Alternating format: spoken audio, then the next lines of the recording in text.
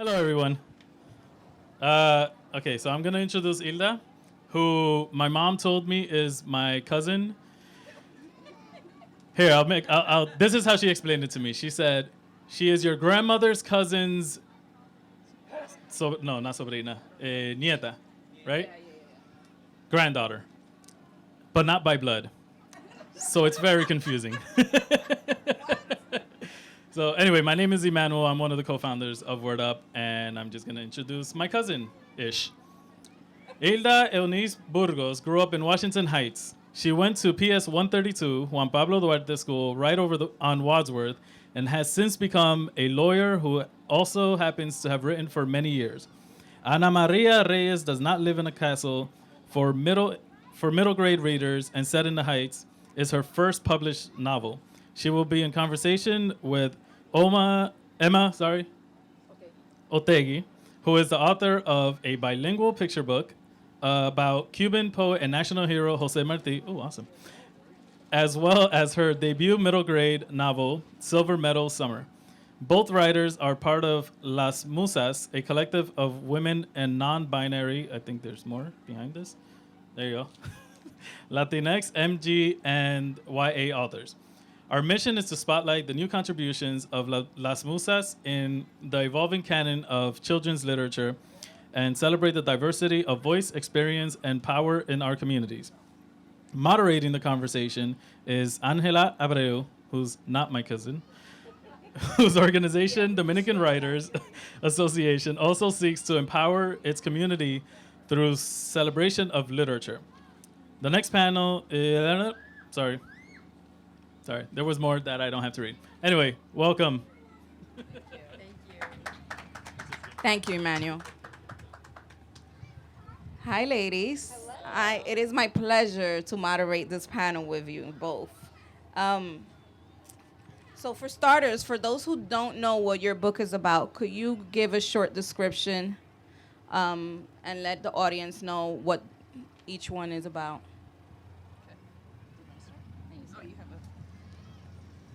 So this is my book, Ana Maria Reyes Does Not Live in a Castle, about 11-year-old Ana Maria, who lives in a 2-bedroom apartment in Washington Heights with her parents and her 3 sisters. And in the beginning of the book, the parents announce that there's yet another baby on the way, and Ana Maria's not happy about that. She's very studious. She just wants some peace and quiet in her home so that she can study and she can practice piano, and there's very little peace and quiet in her home. And what she'd really like is she would love to live in a big house like her wealthy aunt in the Dominican Republic. But when she goes to visit her aunt, she sees that, things aren't always what they seem, and that sometimes you have to make some tough choices in order to do what you think is right. So that's it. I love that book. Silver Meadows Summer is about 11-year-old Carolina. That's her here on the cover. And what happens to her when her family moves from Puerto Rico to upstate New York. And she meets a new friend with whom she discovers an abandoned cabin in the woods that she starts using as a clubhouse. Nice. Thank you so much for that, ladies. So I wanted to ask you... hello. Okay, still working. How did the concept for the story come about? Is any of it, I guess you grabbed from your own personal lives a little bit, right? You grew up in Washington Heights, so did your main character. I assume you're Puerto Rican, right? No, that's actually a wrinkle in this story. So Carolina comes from a Cuban-American family that is living in Puerto Rico. Got it. I grew up in New York, but my family, which is Cuban, was living in San Juan by the time I was born. So got it. So there's a correlation. That's part of the story. Right. So could you expand on that, on where did the concept for your book come from? Yeah, I guess there were a lot of things I wanted to, I always wanted to write for kids, or always wanted to write stories. And when I decided to write a story for children, I thought, well, of course, it has to be based in Washington Heights because that's where my childhood was. So I have, like Ana Maria, I have 3 sisters. I grew up in Washington Heights. We lived in an apartment, and I was a very nerdy kid who was really into school. And I read a lot of books, and I was always sort of trying to place myself in those books. But it was really a stretch because there weren't really books about urban kids, and even not even that many books about kids who were really good in school either, you know, and that really liked school. And so a lot of her character was a little bit me. The actual circumstances of the story are fictional, but I kind of made her be a lot like me. Yeah, so like I mentioned, I think I definitely drew on, I think, some of the feeling of conflictedness and confusion I felt being someone who was Cuban, but also had this connection to Puerto Rico that Carolina experiences in the book. That certainly was something that inspired this. And then I also worked in upstate New York and had the experience of being someone whose family was from the Caribbean, but who had this very deep tie to New York State. And so those were really, I think, the main themes that inspired this book. Wonderful. How important was it for you to include your culture?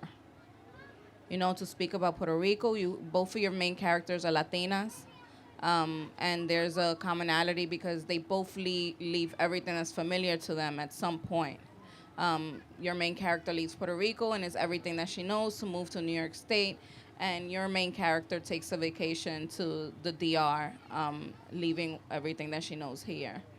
So how important is that for you to share and just have your main characters reflect Latinidad and your culture?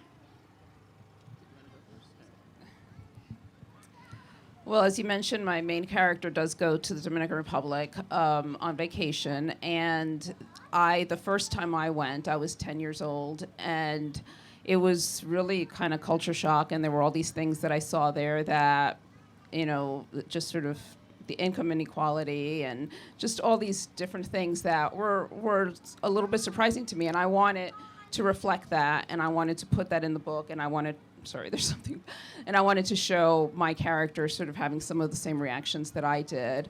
But also, a lot of the themes in the book are very universal. You know, there are themes about, you know, family and friendships and sort of the inequality in income and in educational opportunities that people have, and how we can all make choices to help people or to not help people, and how those choices really make a difference. But in order to tell the story, I felt like it had to be relatable and it had to be believable, and the best way to make a story relatable and believable is to make it specific. And so it was important to me that Ana Maria have my similar background, because that's how she was going to be a believable character. Now, obviously, I don't want people to feel like one of the problems with underrepresentation in literature is that you look at a book about one Dominican girl and you say, oh, this is what all Dominicans are like.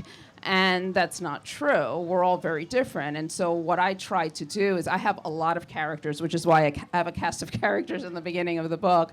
I have a lot of characters in it. They're pretty much all Dominican. And they're all very different from each other, because that's what people are like. There's no one person. Even Ana Maria and her three sisters are all very different from each other, because people are their own people. So I don't know if I answered your question. I feel like I veered off. So that's it. One of the things I really loved about reading Ana Maria Reyes Does Not Live in a Castle is I think the way you handled class differences was so real and so important. And I think particularly the experience that Ana Maria has kind of going from New York to the Dominican Republic, and the way in which she sees different ways in which people relate to class, and something that I think felt just really relatable to me as a kid who lived in New York, but then also would go to see family not only in Puerto Rico but also in Mexico, and I think experience some of the same dynamics that you talk about. I think we don't really see that enough in children's books. So I think that was something that I really thought was important and interesting about your book. And I have forgotten what the question was. The question was, how important was it for you to have your culture? Oh, yeah. Yes. And I was just like, no. I was saying you did such a good job representing the culture that I didn't worry about it. No, that's, of course, I worried a lot about representing my culture. And I also similarly worried about the specificity, especially because I was writing about a character who was both similar to and different from me. And so I cared a lot about that. I was very aware that I was Cuban writing a story that in some way was in many ways about Puerto Rico. That's something that really I just wrestled with a lot. But I also thought that there were so many important things about my specific experience growing up that gave me exposure to different Caribbean cultures that made me feel a very strong sense of solidarity with all the cultures of the Caribbean that I wanted to represent in this book. And then the other thing I got to do was share things like Antonio Machado's poem, Caminante no hay camino, which was something that was so important in my life growing up, so much of the way my parents framed big decisions. Are you all familiar with that poem? Okay, so there's a poem by Antonio Machado that says, Caminante no hay camino, se hace camino al andar. So it means, traveler, there is no path. You make your path by walking. And that was a poem that my parents always shared with me as a kid whenever I would be grappling with a decision. Their approach was always, Caminante no hay camino. You kind of just have to work through things. And I thought that was a really powerful poem that Spanish speakers have available to us that I wanted to get to share with kids because it's such a, I think once you have that poem in your head, it really does reframe the way you think about decisions and about the trajectory of your life. thank you. Is there a favorite moment in the book for each of you? Or vice versa? Is there a favorite, have you read her book, and is there a favorite moment that you have? And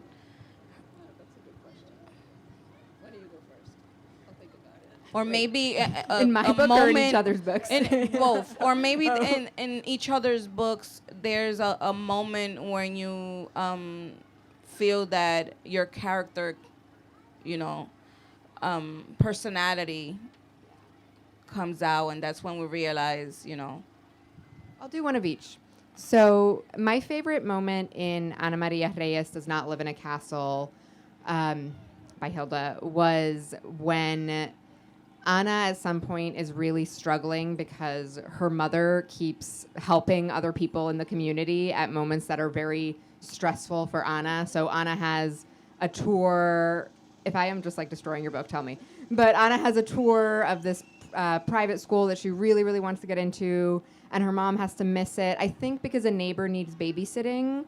And that's something that Ana really struggles with, but by the end of the book, she comes to actually really appreciate what it means to have a parent who's deeply committed to the community and not just to your own individual kind of getting ahead and getting into the next best school. And I feel like that to me was the moment when I think I sent you an email to be like, I just was shaking when I read that because I always felt like when I was growing up, that was something that I so struggled with because I felt like a lot of parents that I knew would, all they wanted was for their kid to get the better, the next best grade on the test, the next best thing to get ahead in the world, to get into the best college. And I think that one way in which many Latino families maybe differ from that idea is community involvement and community commitment. And my mom was always like, no, pero que tengo que visitar a tu prima, que está en el hospital, que la hija tiene este problema. And I always was like, why? Like, why do you have to do this? And I can relate to that. That's my mom. Exactly. And I think part of me growing up was coming to be like, bueno, me hubiera gustado if my mom had been there for like, to push me to ace the piano recital. But I'm also, that to me is a value that's been passed on to me, is that you take care of your family, that you take care of your community, that you look out for other people. And so that was my favorite moment in Ana Maria Reyes Does Not Live in a Castle. And in my own book, I think one scene that I really struggled to write in this book, but that was very important to me, was when Carolina and her mom are arguing about a new friend that Carolina makes. Because Carolina becomes friends with this girl who's like very different. Like, you know, she has like this crazy hair, and she's an artist, and her parents live like way over on the wrong side of the new town that they've moved to. And so that was something that was really hard to write, but I also thought was really important to me to tease out, like, what happens when the friends you make are not the ones your parents would have maybe chosen for you. And so that's something that I was proud of and how I conveyed.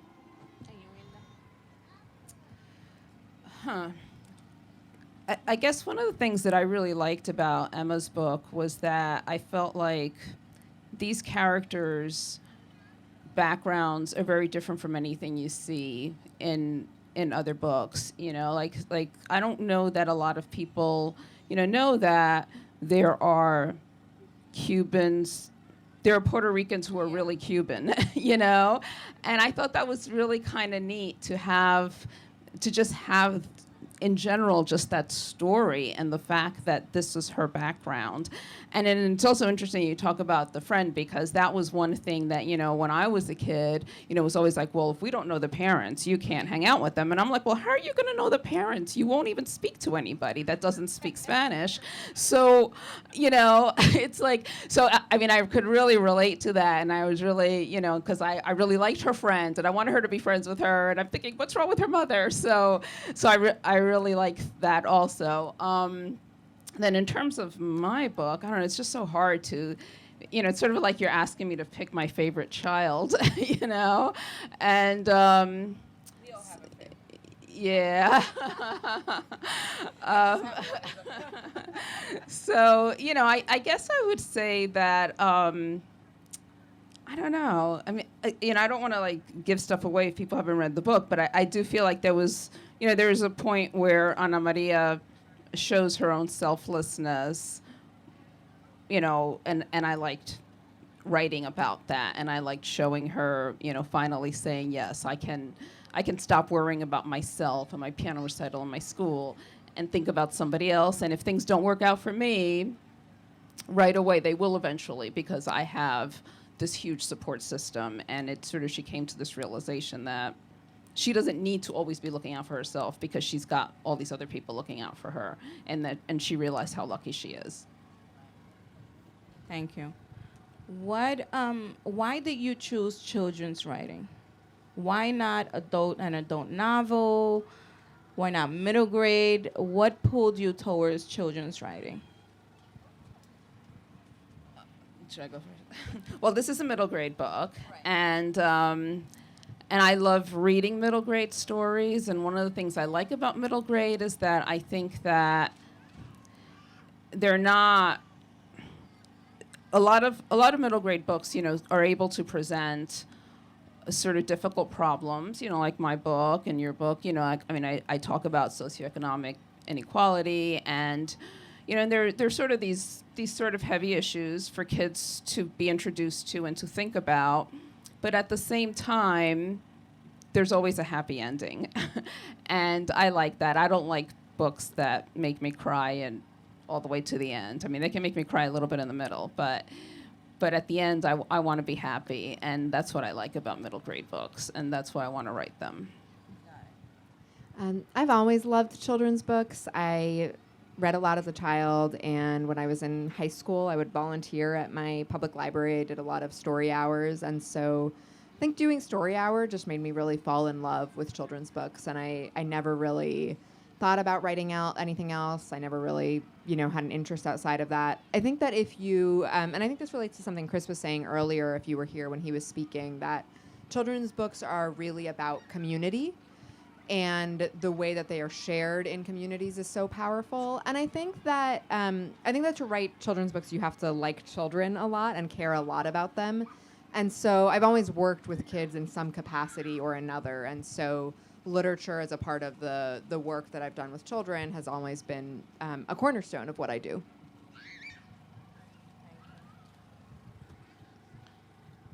How long have you both been writing for? A really long time. And you have another book.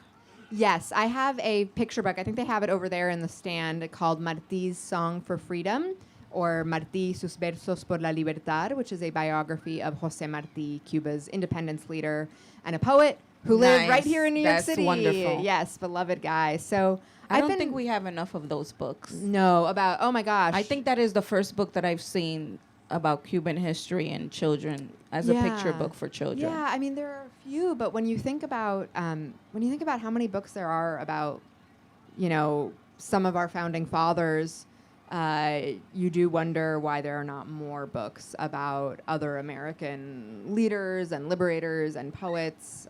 So I think that's a really telling this, you know, our own histories is really powerful and important. So I've been writing a long time. I wrote a lot of books before any of them got published, and went through a lot of twists and turns and queried agents and got rejected, and, you know, really it's a very boring story. But the answer is a long time, a lot of rejection, and just a lot of back and forth.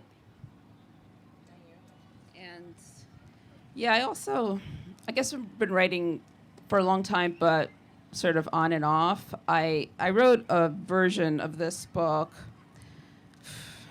25 years ago, maybe a little less, maybe like 24, 23 years ago. Submitted it to a publisher, got back a sort of nice rejection that said, you know, we really like this book. Will you consider making these changes and sending it back to us? Which is kind of a good thing to get. But then my son was born a few weeks later, and I put it aside for a few weeks, and then a few months, and then a few years. And then when he was 16, I decided to pull it out again, but I thought I can't send it to that publisher again, because they're not going to know who the heck I am. So I revised it a lot, and then, sent it along to Lee and Low Books, and they published it. So I guess I've been writing a long time, but I took a 16-year hiatus. Can we give a shout out to Lee and Low also? Hilda and I, my picture book that I don't have here with me is published by Lee and Low Books, and Hilda's and Ana Maria Reyes. So that's Lee, L-E-E, and Low, L-O-W. They are a multicultural publisher right here in New York City. They have been committed to publishing multicultural stories for 25 years, so that's probably a quarter of a century longer than anybody else has been doing it. They have an amazing list of diverse books of all interest. If you go to their website, and let's say you say like you really you have a friend who's South Asian, or you want to like have more of that culture represented in your school, or you want to see like you're looking at what's available in your kid's library, and you're like, oh, we don't have a lot of titles with LGBTQ interest. You can go to their website and see by tab what communities they represent and what books are in their collections. So if you really feel like you're struggling to find those multicultural titles, look for Lee and Low Books. Did you do a lot of research for your writing to write your books? A little bit. I mean, I assume you do more. Since this is a work of fiction, I kind of thought I wasn't going to need to do any research. And I didn't do a lot because, a lot of it, well, it's either fiction or it's based on my life. So I felt like I know this, I got this, basically. But, you still do have to research stuff. Like there's some health issues in here. And so I had to do some research about that because I didn't know what that was about. And even just little things like the family drives from El Cibao to Puerto Plata in the Dominican Republic, and I thought, I don't remember how long that takes, especially not today, because, back when I went, the roads were bumpier. So I researched that, in order to say how long it took them to get from one place to the other. So there are little things like that I had to research. But since it's a work of fiction, it wasn't a whole lot. For my novel, most of my research was through a WhatsApp chain that we call the Bonchinche Familiar that has like 30 family members on it. That was my research. But it's actually a really good group because we have family, it's in Puerto Rico, in Mexico, and then people have also married into other Latin American backgrounds. So I have a cousin who's Colombian by marriage. And so it's actually really good for like general Latino, like how do you do this in your particular brand of Latinx culture? It was very useful.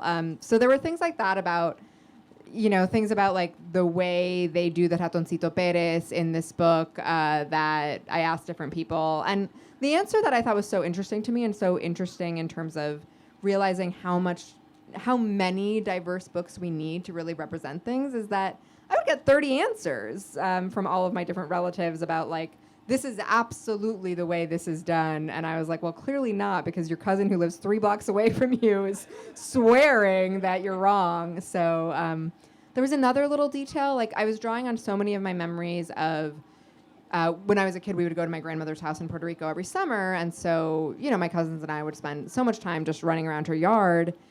And I had this line about the chocolate milk powder not dissolving, which was something that my cousins and I were always complaining about how the chocolate milk powder didn't dissolve at my grandmother's house. And the editor was like, why doesn't the powder dissolve? And I was like, is it possible that like we just like remembered wrong? And then we looked it up. Actually, in high humidity environments, the powder doesn't dissolve the same way and it makes like little bubbles. So my cousins and I were not wrong, but since nobody like had a memory of when they were older than 10 of this, like I was like, maybe we should check that. Got it. Did you read a lot of middle grade before you wrote your own? And did you find that there was nothing, that you needed to fill that void? I mean, now we have places like Las Musas and we need diverse books, but I mean, when I was a kid, that, for me to find books by Latin writers for middle grade, that was almost non-existent. So did you decide, was it part of your decision when you were reading middle grade books that you were like, wait, no one has written this story, let me write it? I don't know that I consciously thought that while I was writing it, but I do think that, just sort of growing up, I did feel like there were other stories out there that I would have liked to read, and I thought, well, in particular, that I wanted stories about kids that were more like me. So it wasn't so much the story itself as the fact that I wanted a character that was more like me. But also, yeah, I mean, I do, when I think about it, I don't know that, I haven't read a lot of stories that sort of address economic inequality. And that was something that I felt was very important to address in my story and that I really wanted to do. But I'm always reading middle grade books, in response to that question. I don't know that I was necessarily reading them anymore before I wrote my book. But yeah, so yeah, I did feel like there was a void, and there's still a void, and we still have to keep writing. So it's interesting that you asked that. I certainly read a huge amount of middle grade books, and I still do. I still, I try to make sure at least half the books I'm writing are middle grade books. So in any given month, that's usually like I read at least 3 middle grade books. So, you do that for 20 years and you've read a lot of middle grade books. So I definitely try to keep up with it. But when I was growing up, I think it would be wrong to say that there wasn't a lot of Cuban representation in middle grade 10, 20 years ago. But it was all the Cuando Salí de Cuba story. So it was all like La Revolución and coming to the United States and that experience. But I think that Cuban Americans who grew up in New York, the experience that I had was a very, it was Latinidad, but it was not country specific in that way. I never lived in Cuba. I never lived through the revolution. And so I think that I still felt a lack of books that talked about what's it like to be, a Cuban American born in the United States. What's it like to be a Cuban American whose primary contact with the Caribbean is actually through Puerto Rico? What is it? And I think that being Latina in New York in that way, and being in my generation is very different from my parents' generation, where the experience they have is actually growing up in another country and then coming here, as opposed to me just growing up as a Latina in this country. Thank you. Thank you, ladies, for sitting down with me on this panel. My last question for you is, what advice would you give to a writer who wants to write middle grade?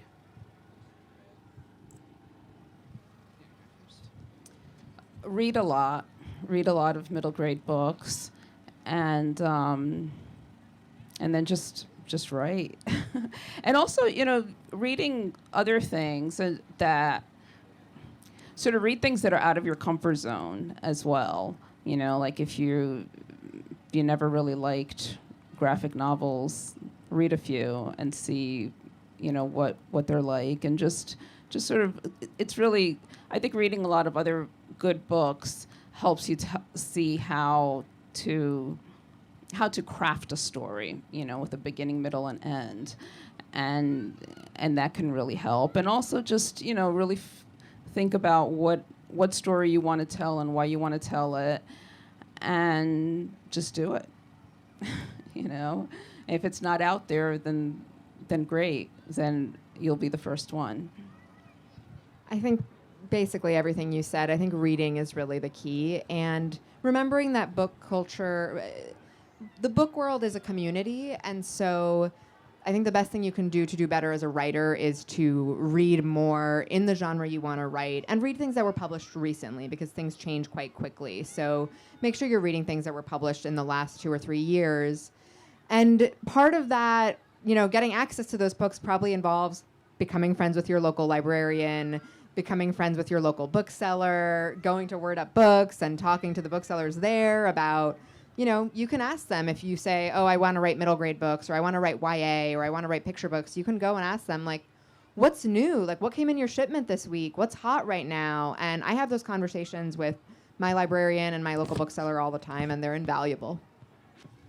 Thank you. Thank you so much. We have reached the end of our panel, but these ladies will be signing books on the sales table, and you could ask them any questions you want in that space, okay? Thank you so much.